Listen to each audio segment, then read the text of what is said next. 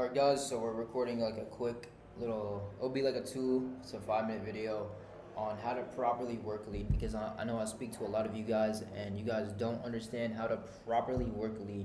So we're basically just gonna go down and just briefly just kind of go over on how to properly work a lead and why that's very, very important, and how you're losing out on possibly thousands of dollars if you're not properly working your leads.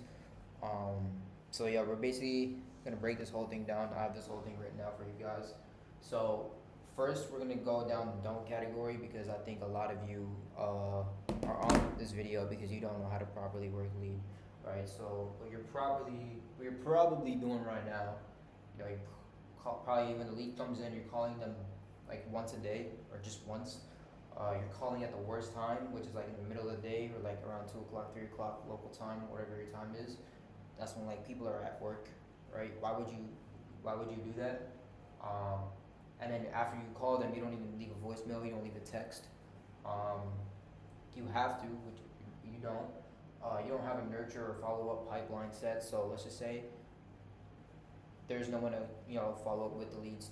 There's no automated system behind that to be on top of that stuff while you're busy or while you're away. Um, that leaves a lot of things going through the cracks.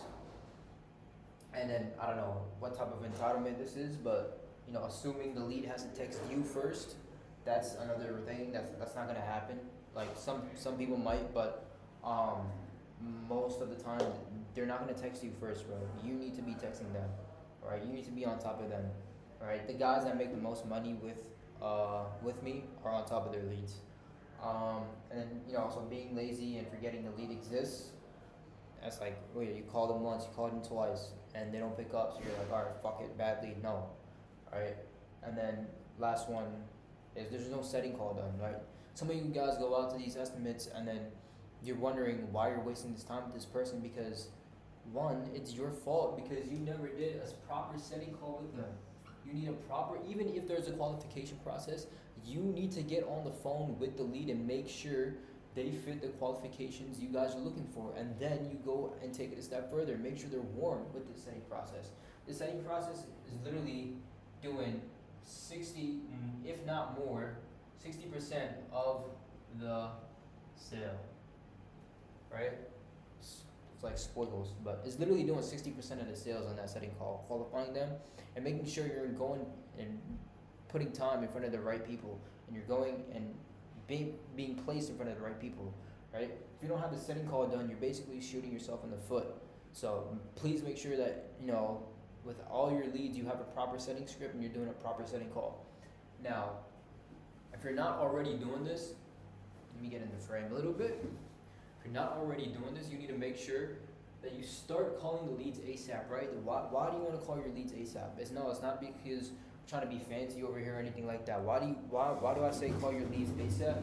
Is because when someone opts in, they're already in that buyer mindset. They're already thinking about, oh shit, I want to get this done.